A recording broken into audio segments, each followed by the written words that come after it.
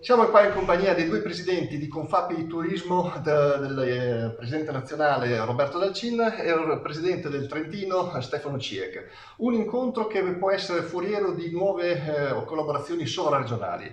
Presidente Dalcin, come inaugura la sua presidenza con questo nuovo allargamento della territorialità? Ufficialmente è stata la mia prima uscita nel territorio nazionale e ho approfittato della vicinanza verso il Trentino, con cui noi collaboriamo, montagna e mare.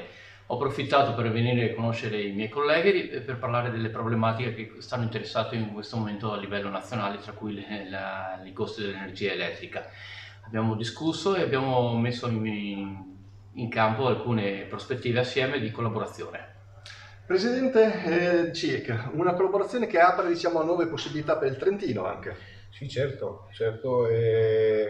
Cerchiamo di fare una collaborazione col Veneto proprio per essere molto più forti e per poter dare delle opportunità migliori a tutti i nostri associati che spero che aderiranno alle nostre iniziative che faremo e sono molto molto importanti e avrete delle buone novità.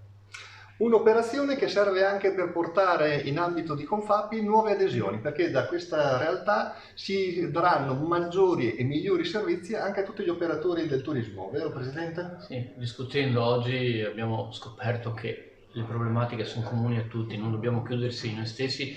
Ogni nostro iscritto, ogni nostro aderente ha le stesse problematiche che possono andare dal Trentino al Veneto, alla Sicilia, alla Liguria, alla Romagna e al Lazio. Dunque assieme dobbiamo cominciare a fare squadra e chiedere e portare le nostre proposte e le nostre richieste anche a Roma.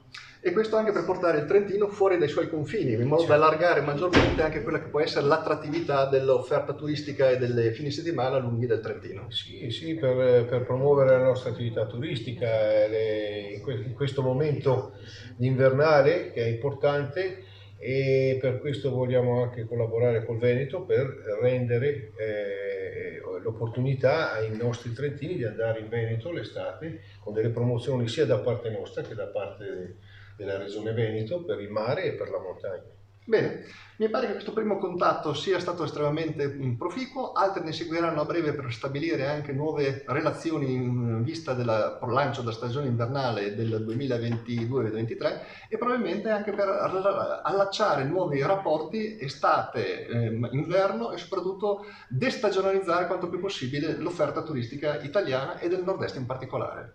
Grazie ai due presidenti. Grazie e buon lavoro a tutti. Grazie anche a voi.